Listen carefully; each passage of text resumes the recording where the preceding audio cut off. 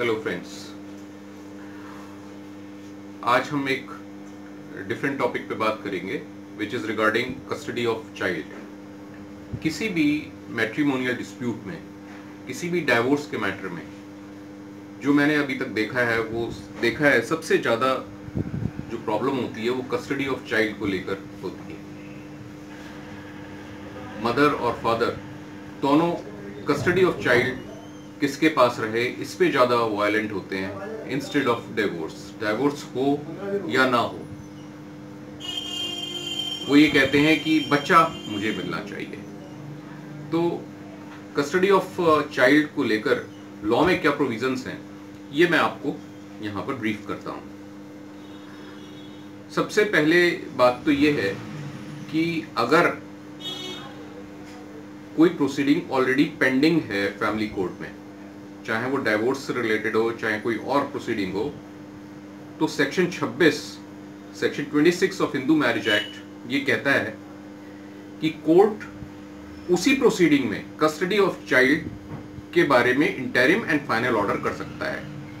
I would like to repeat कि कोई भी केस अगर कोर्ट में ऑलरेडी पेंडिंग है हिंदू मैरिज एक्ट के अंतर्गत, तो कोर्ट उसी में कस्टडी ऑफ चाइल्ड के संबंध में इंटरिम एंड फाइनल ऑर्डर कर सकता है।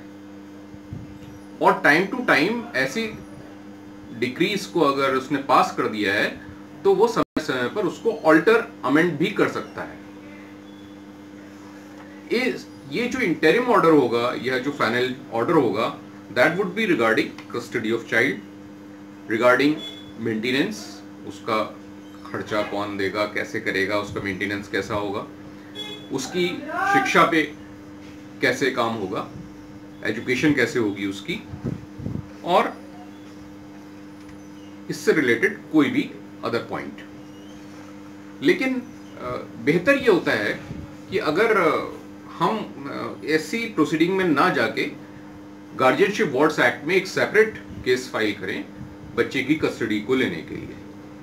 जनरली सारे कोर्ट्स इस बात को प्रेफर करती हैं कि डाइवोर्स के मैटर अलग रहे और कस्टडी ऑफ चाइल्ड का मैटर अलग रहे, until unless it is a divorce by mutual consent.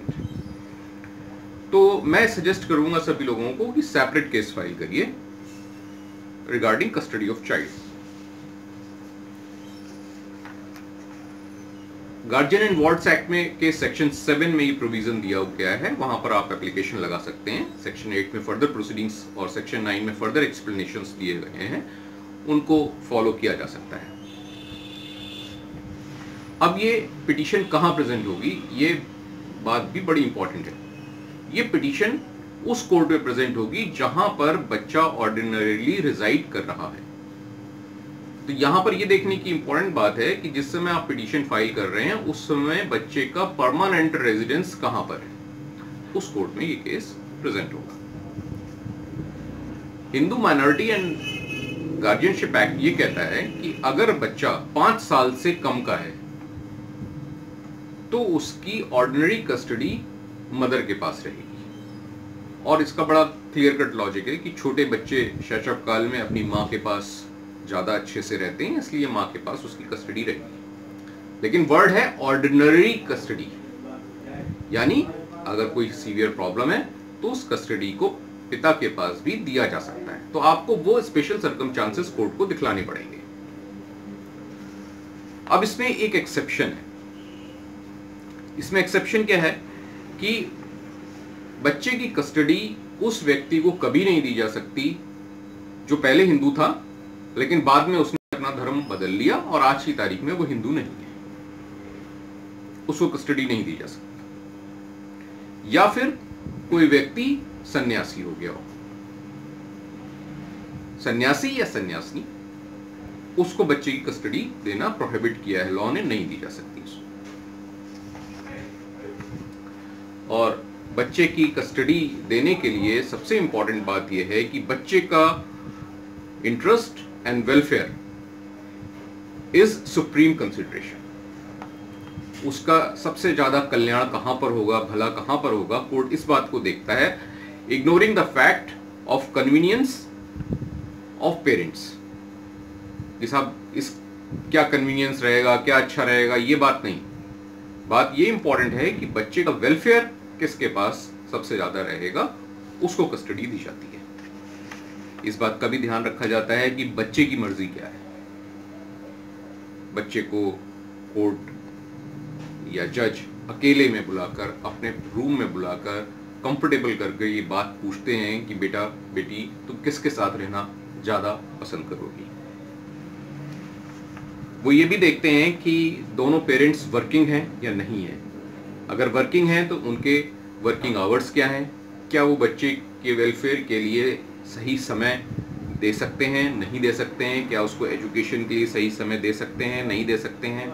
ये सब बातों पे कोर्ट क्वेश्चनिंग करता है और चाहता है कि आप अपनी प्लीडिंग्स में ये सब बातें लेकर आए। वो ये भी देखता है कि दोनों पेरेंट्स जिस जगह पे रह रहे हैं वहां पर एजुकेशनल फैसिलिटीज क्या क्या अवेलेबल हैं। क्या वो एजुकेशनल फैसिलिटीज ऐसी हैं जहां पर बच्चे को रखा जा सकता है।